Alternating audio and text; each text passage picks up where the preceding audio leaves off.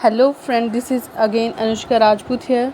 Welcome to my YouTube channel medicos learning. ठीक है, हमने शुरू किया था डाइजेस्टिव सिस्टम में जो नेक्स्ट डिजीज़ कंडीशन है हमारे पास, उसका नाम है इसोफेजियल वायरसेस। तो चलो देखते हैं क्या होता है oesophageal viruses. Esophageal varices are dilated fragile vein of the esophagus seen in liver cirrhosis due to portal vein hypertension। ठीक है, esophageal varices के हैं dilated और fragile vein हैं esophagus में, जो हमें किस डिजीज़ कंडीशन में देखने को मिलती है, लिवर सिरोसिस में देखने को मिलती है। और ऐसा क्यों होता है, क्यों डायलेटेड हो जाती है? क्योंकि पोर्टल वेन की क्या होती है, हाइपरटेंशन होती है। पोर्टल वेन की हाइपरटेंशन की वजह से बैकफ्लो होता है और जो इसोफेजियल वेन्स हैं वो क्या डायलेटेड हो जाती हैं। उस कंडीशन को हम क्या बोल रहे हैं, इसोफेजियल वायरसेस। इसोफेजियल वायरसेस क्या है, रप्चर भी हो सकते हैं, ब्लीड भी हो सकते हैं अगर पोर्टल हाइपरटेंशन बहुत ज़्यादा क्या है, इंक्रीज़ हो जाए। ठीक है, जो इसोफेजियल वायरसेस हैं वो क्या है, रप्चर भी हो सकते हैं और ब्लीड भी हो सकते हैं अगर पोर्टल हाइपरटेंशन और ज़्यादा हो जाए, पोर्टल वेन का जो प्रेशर है और ज़्यादा इंक्रीज़ हो जाए। Bleeding oesophageal varices is a medical emergency because of aspiration. ठीक है, जब ब्लीडिंग होगी इसोफेजियल वेरिसेस से तो क्या है, वहाँ पे एस्पिरेशन होने के चांसेस रहेंगे, इसलिए वो क्या है, एक मेडिकल इमरजेंसी है। नेक्स्ट है हमारे पास sign and symptoms. Sign and symptom में फर्स्ट सिम्टम लिखा है हीमेटेमेसिस की वॉमिटिंग के थ्रू क्या होगा, पेशेंट में वॉमिटिंग में क्या है, ब्लड आएगा। नेक्स्ट लिखा है मेलिना। ठीक है, मेलिना मतलब जो डार्क कलर का होगा ब्लड, ऐसा लगेगा कि डार्क ब्राउन कलर का ब्लड होगा फीकल मैटर में। ठीक है, अपर जीआई ब्लीडिंग को इंडिकेट करता है। ठीक है, क्योंकि हेमेटोचेजिया जो होता है वो फ्रेश ब्लड होता है और लोअर जीआई की ब्लीडिंग में होता है, तो अपर जीआई की जब ब्लीडिंग होती है तो उसमें मेलिना होता है। नेक्स्ट है हमारे पास साइन ऑफ शॉक होंगे पेशेंट को। साइन ऑफ शॉक में जो उसका हार्ट रेट है वो इंक्रीज़ होगा, मतलब टैकीकार्डिया होगा और बीपी क्या होगा, कम होगा, यानी कि हाइपोटेंशन होगा पेशेंट को। नेक्स्ट लिखा है risk of aspiration and death. ठीक है, पेशेंट को क्या एस्पिरेशन होने का चांसेस है कि ब्लड के एस्पिरेट होके कहाँ चल जाएगा, ट्रैकिया में चल जाएगा, और क्या है, उसकी डेथ भी हो सकती है।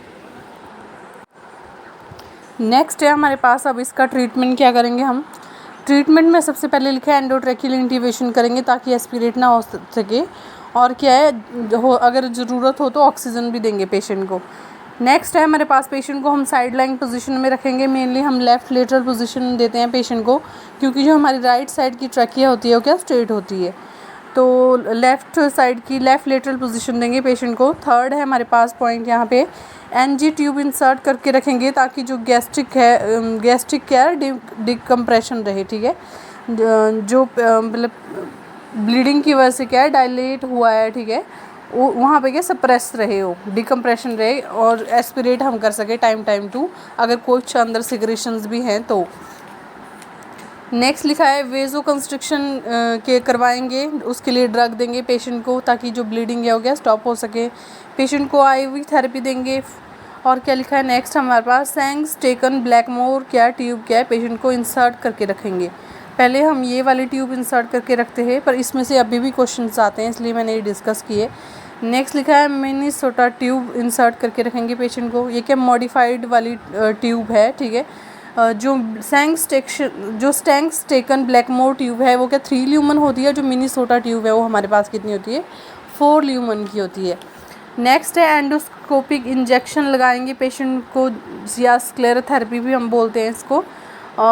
उससे क्या है, पेशेंट जो वहाँ पे हार्डनिंग ऑब्जेक्ट हम इंसर्ट करके जो एसोफेजियल वायरसेस है उनको क्या है, ब्लड सप्लाई स्टॉप हो जाती है और क्या फॉल डाउन हो जाते हैं। नेक्स्ट है हमारे पास एंडोस्कोपिक वेरिसेस लाइगेशन करेंगे। इसमें क्या है, रबड़ बैंड की हेल्प से क्या है, लाइगेट कर देंगे हम उनको।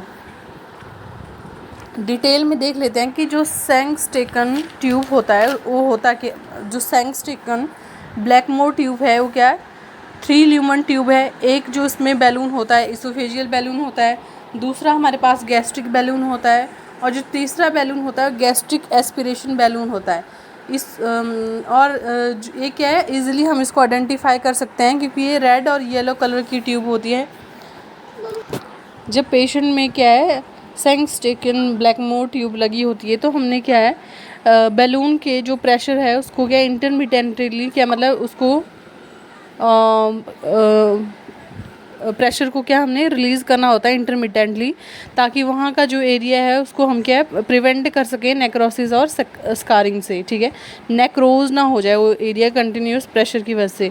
जो नॉर्मल प्रेशर होता है इसमें होता है 30 to 35 mm ऑफ Hg, और हम क्या है एंड्रॉयड मैनोमीटर यूज़ करते हैं इसका प्रेशर मेजर करने के लिए। कई बार यहाँ से भी क्वेश्चन अराइज हो जाता है कि प्रेशर कैसे देखेंगे। एंड्रॉयड मैनोमीटर क्या है मेज़र करता है सेंगस्टेकन ब्लैकमोर ट्यूब का प्रेशर।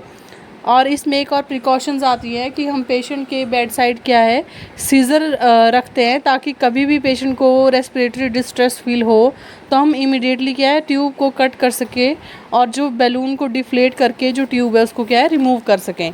तो ये थी हमारे पास सेंगस्टेकन ब्लैकमोर ट्यूब। नेक्स्ट है हमारे पास मिनीसोटा ट्यूब। नेक्स्ट जो ट्यूब है हमारे पास वो है Minnesota tube. Minnesota tube same Sengstaken Blakemore tube के जैसे है। इसमें सिर्फ एक ल्यूमन एक्स्ट्रा होता है जो कि क्या होता है इसोफेजियल सिक्रीशंस के लिए होता है, ठीक है। वहाँ से हम क्या है जो इसोफेजियल सिक्रीशंस हैं उनको क्या टाइम टू टाइम क्या रिमूव कर सके ताकि एस्पिरेशन के चांसेस क्या हो कम हो जाए। नेक्स्ट है हमारे पास इन दोनों की पिक्चर ड्रॉ की हुई है नेक्स्ट में, है ना। तो इसमें क्या डिफरेंट बैलून क्या ड्रॉ किए हुए हैं। सबसे ऊपर वाला इसोफेजियल है, फिर गैस्ट्रिक है, फिर गैस्ट्रिक एस्पिरेशन है, ठीक है। ये जो जिसमें 3 ल्यूमन है वो क्या है सेंगस्टेकन ट्यूब है जो रेड कलर में ड्रॉ है, और जो ब्लैक कलर में ड्रॉ की गई है जिसमें 4 ल्यूमन है वो क्या है मिनीसोटा ट्यूब है। उसमें जो इसोफेजियल सिक्रेशन वाला जो बैलून है वो क्या एक्स्ट्रा है, और बाकी जो बैलून है वो क्या सेम है जैसे ब्लैकमोर ट्यूब में है। नेक्स्ट अब हमारे पास जो टॉपिक है वो है एंडोस्कोपिक इंजेक्शन और एंडोस्कोपिक वेरिसिस लाइगेशन। फर्स्ट है एंडोस्कोपिक इंजेक्शन, इसको हम क्या स्क्लेरोथेरेपी भी बोलते हैं। इसमें हम क्या करते हैं एंडोस्कोप की हेल्प से एक स्क्लेरिंग एजेंट डालते हैं। स्क्लेरिंग एजेंट क्या होता है हार्डनिंग एजेंट होता है जो कि हम डालेंगे बेस में जहाँ पे इसोफेजियल वेरिसिस हैं। ये जब हार्डनिंग एजेंट हम डालेंगे इसोफेजियल वेरिसिस के बेस में तो ये क्या ब्लड सप्लाई क्या है कट कर देगा उस पार्ट को, और ब्लीडिंग भी स्टॉप हो जाएगी जिसकी वजह से, और वो जो हार्ड हुआ ऑब्जेक्ट बाद में क्या फॉल आउट हो जाएगा तो निकल जाएगा। नेक्स्ट जो सर्जरी है हमारे पास वो है एंडोस्कोपिक वेरिसिस लाइगेशन। इस सर्जरी में क्या हम वेरिसिस को रबर बैंड की हेल्प से क्या है लाइगेट करते हैं। एक इलास्टिक रबर बैंड हम यूज़ करते हैं लाइगेट करने के लिए। जब इसको टाइटली लाइगेट कर देंगे तो सेम ब्लड सप्लाई इस पार्ट को क्या है स्टॉप हो जाएगी, कट डाउन हो जाएगी, और वो पार्ट क्या है फॉल डाउन हो जाएगा 3 से 7 दिन में, ठीक है। ऐसे ही हम क्या ट्रीट कर सकते हैं जो वेन डायलेशन है, और जो रिमेनिंग पार्ट है वो क्या ईजिली फंक्शन करते हैं बाद में। फिर एक पिक्चर ड्रॉ की है इसमें। सबसे पहले एक एंडोस्कोपिक इंजेक्शन दिखाया हुआ है, ठीक है, जहाँ पे बेस में हम इंसर्ट कर रहे हैं, और दूसरे में क्या है रबर बैंड की लाइगेशन दिखाई हुई है ना, जिसको टाइटली बैंड करके ब्लड सप्लाई को क्या हम स्टॉप कर रहे हैं। तो ये थी मैनेजमेंट हमारे पास इसोफेजियल वेरिसिस की, ठीक है। ऐसे हम ट्रीटमेंट करते हैं, इंपॉर्टेंट है क्योंकि क्वेश्चन एग्ज़ाम में क्वेश्चन यहाँ से क्या बनते हैं। तो आज के लिए इतना ही, ठीक है। वीडियो को लाइक करें और शेयर करें, ज़्यादा से ज़्यादा चैनल को सब्सक्राइब करें। Thank you.